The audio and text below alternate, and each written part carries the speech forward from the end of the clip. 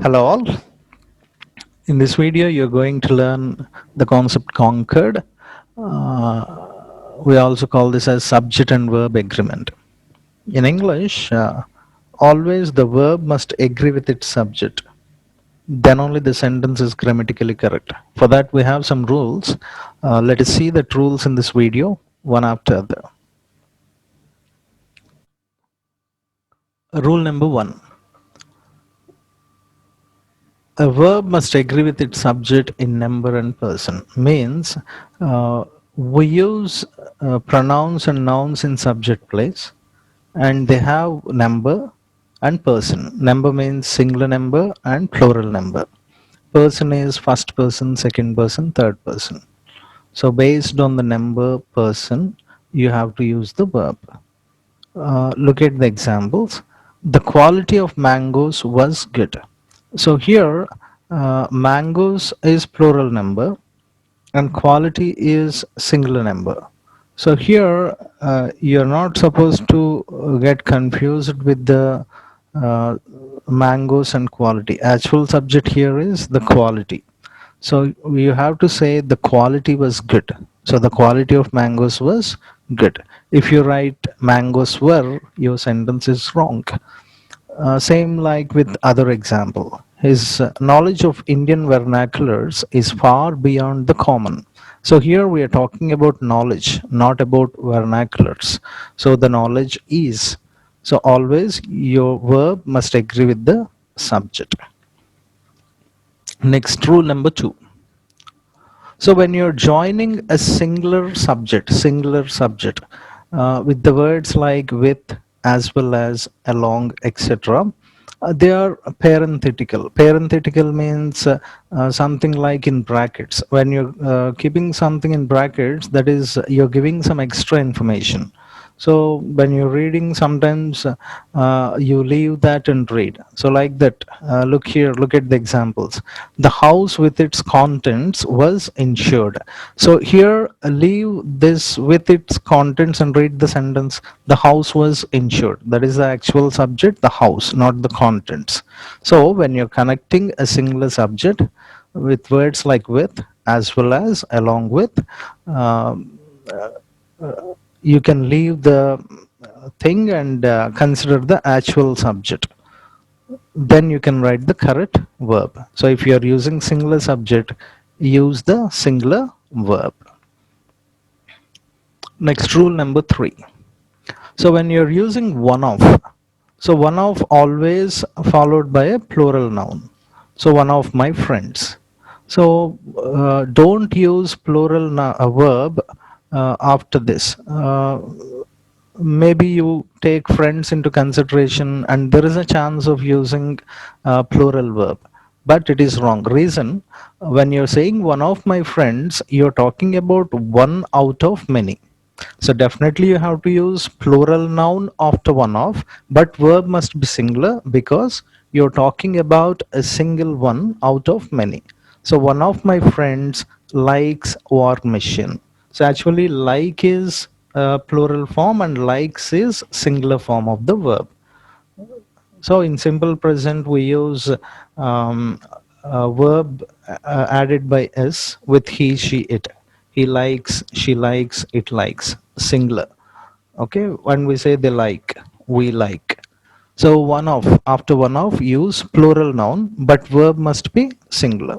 Same with one of my dogs has disappeared. So we are talking about one out of many of your dogs. So has, don't use have here. Next, rule number four. When subject and verb are separated by um, a long phrase, a lengthy phrase, or a clause, so there is a chance of mistaking the subject and there is a chance of using wrong verb there. For example, look at the first example. All the songs which he recorded on his tape are enjoyable. If you take tape as a subject, there is a chance of using tape is enjoyable. But actually, we are not talking about tape here. We are talking about songs. So, verb must be plural. all songs are enjoyable. So remember, when subject and verb are separated by lengthy clause or phrase, try to identify the actual subject and use the correct verb, because verb must agree with the actual subject. Same here. The power which Scarlet possesses in her hands is invincible. You're talking about power, not about hands. The power is invincible. Next, rule number 5. When you're connecting two or more singular subjects with and, we use plural verb. Ant-Man and Wasp are partners. Roy and Joe have completed the work.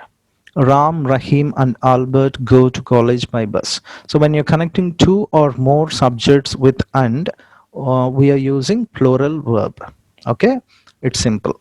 Now look at the rule 6 and compare rule 5 and 6. Let us see rule 6 once. If the same two singular subjects, singular nouns, connected with and, but they are indicating a single idea, use singular verb. So in the previous one, um, we are connecting two subjects with and, but the verb is plural. Okay, but here two subjects with and, but the verb is singular. Difference is, here we are talking about two different persons or two different things, and we are talking about a single person or a single thing or a single idea. The verb must be singular. For example, bread and butter is his usual breakfast. So here we are taking bread and butter as a whole, as a single one, because that is a combination which we can't separate. So that is the breakfast. So we are saying bread and butter is, even though they are connected by and. If you look at the second example, my friend and benefactor has come. So here we are talking about a single person. Then how we can know that is a single person? By usage of articles and these possessive pronouns. For example, if I say my friend and my benefactor, then there are two persons. Then you have to say my friend and my benefactor have come. But here we are talking about a single person. Reason, I'm using my only once, my friend and benefactor. So both are indicating a single person. So use singular verb. I'll give another example. For example, uh, the poet and novelist. The poet and novelist. So here it is a single person. I'm indicating a single person. If I say the poet and the novelist, I used the twice. So I'm telling about two persons. Then we use the verb plural. Okay, like that we identify whether we are talking about a single person or two persons. Based on that, we use the verb. Right. Next, rule number 7. Collective nouns. So collective nouns are a group nouns. So a group of people or a group of things. They are indicated by collective nouns. So these collective nouns, after that, we can use singular verbs or plural verbs based on the context, based on the situation. If you look at the examples, you can understand it clearly. The team is likely to win the match. So here I'm talking about all the members of the team. I'm taking it as a single unit. So I'm telling the team is. Same like the family has bought its gift. So here uh, all the family members together bought a single gift. So that's why I'm using singular verb after the family. And look at the other two examples. The family have bought their gifts. So here every individual in the family bought gift on their own, separate gifts. So that's why I'm telling the family have. Same like the team of players have their practice. So here I'm talking about every individual player has got their practice. So like this, context determines whether you have to use singular verb or plural verb after collective nouns or group nouns. Next, rule number 8. So when you're talking about distance, weights, or amounts representing a single unit or fixed quantity, we use singular verb. Look at the examples. 10,000 rupees is too much for that house. Here, rupees, even though it is plural, I'm using singular verb because, uh, for example, let us replace 10,000 rupees with another word. We can use rent here. The rent is too much for that house. We don't say the rent are. So like that, even though rupees is plural, we are treating it as a single unit. So we use singular verb. 10,000 rupees is too much for that house. Same like 3 kilos of sugar is enough for a small family. 5 kilometers is not a long distance. So we are talking about distance. So that distance is not a long distance. We don't say that distance are. So 5 kilometers, even it is plural, we use singular verb because we are treating it as a single unit. Next rule, rule number 9. So always use a singular verb after when you are using the words each, everyone, either, neither, everybody, many. Remember this. Each and every soldier was. Each of the ministers has. Every soldier is. Either of the players is. Neither of the countries has, like this. So always use singular verb when you're using each, everyone, every, everybody, many, either, neither in the sentences. Next, rule number 10. When you're connecting singular subjects with either or, neither nor, we always take singular verb. For example, Lata or Lakshmi is sure to come. Either Usha or Ashwini is sure to win a medal. Neither India nor Pakistan is. So like this, we use singular verb when you're connecting two singular subjects or singular nouns with either or, neither nor. But if you're connecting two different number, that is singular and plural, or two different persons, like first person and second person, or second person and third person. So the verb, the subject which is nearer to the verb, we take that into consideration, and your verb must suitable to that subject. Look at the examples, you can understand. Either he or you. So actually we say he is and you are, but in the sentence we are connecting two different persons with either or. So you is near to the verb, so we are considering you and we are using the verb suitable to the you are. So either he or you are right. Same like neither Spider-Man nor his powers are. So Spider-Man singular, powers plural, but powers is near to the verb, so we are considering powers as the subject near to one, and we are using the plural verb. Right. Next, rule number 10. Singular subjects connected by either or, neither nor take singular verb.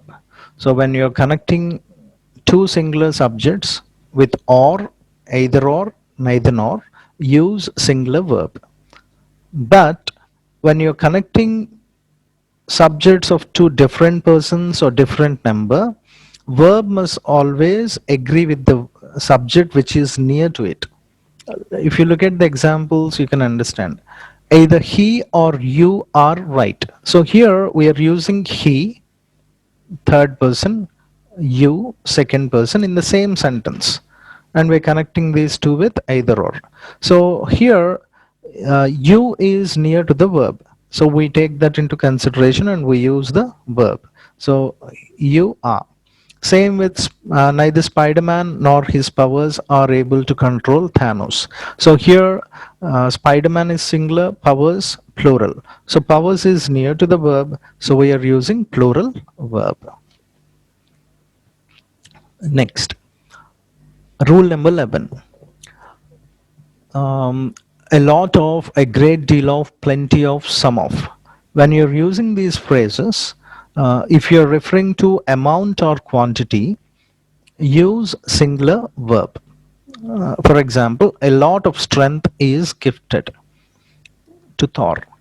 There is plenty of scope for improvement, like this. But if same phrases, with the same phrases, you're referring to the number, use plural verb. A lot of students are. So students, plural number. So we are using plural verb. There are plenty of books. Books, plural number. So we are using are, like this. Next, rule number 12. When you're using the words uh, news, physics, wages, electronics, etc., they look like plural in form, but actually they are singular. If you take Thanos, that is a name. So we say Thanos is. If you say Thanos are, it is wrong. Same like with mathematics is, physics is, news is. So we use singular verb after these words, even though they look like plural. Next, rule number 13. When you're using uncountable nouns like equipment, furniture, stationery, scenery, advice, luggage, etc., in a sentence, we use singular verb with these uncountable nouns. So we say the furniture is, the stationery is, the equipment is. So always use singular verb with uncountable nouns. Next, rule number 14. Words like scissors, trousers, pants, tongs, socks, etc., they take plural verb. Scissors are sharp. But when they are preceded by a pair of, use singular verb. He has a pair of scissors which is used. A pair of scissors is used to cut cloth. Same like my shoes are pinching. A pair of shoes is expensive these days. So look at the difference. So when you're using these words, use plural verb. But if they are preceded by a pair of, use singular verb. Next, rule number 15. Pronouns like both, few, many, several, etc., they're always plural, while much is singular. Try to remember this. Many new students have. A few volunteers have. Both Black Panther and Spider-Man have. But much water has. So much is singular. Both, few, many, several, they are plural. Next, rule number 16. When two subjects are joined by not only but also, the verb agrees with the nearest subject in number and person. So here, look here, not only Vinay, but I am also at fault. Here, Vinay and I. So two different persons. I is the first person and Vinay is the third person. But as I is near to the verb, so verb must agree with the nearest one, I am. Same, look at the other two examples. Not only the teacher, but also the students were excited. Students were. So students is near to the verb. So verb agrees to the nearest subject. Not only the students, but also the teacher was excited. So teacher is near to the verb. So verb must agree with the nearest one. The teacher was. So these are the few rules which you have to follow with the CONCORD, Subject and Verb Agreement. And now, a small exercise for you. Try to do this. If you want more time, you can pause it and do the exercise and then look at the answers. And if you want, you can go back and go through all the rules once again and then do this exercise and check yourself.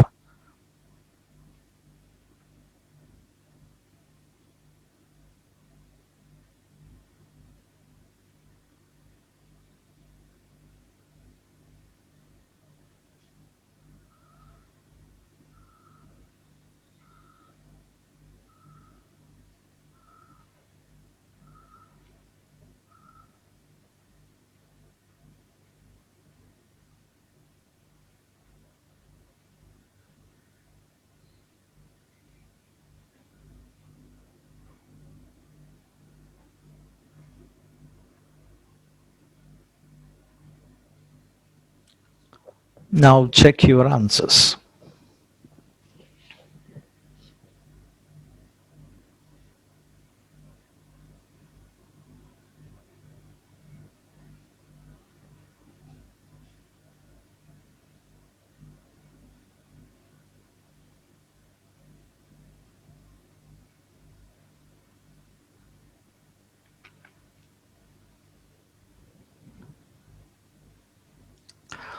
Okay, thank you all for watching the video. I hope it will be useful for you. If you like this video, like and subscribe for more videos like this. Thank you once again. Have a nice time.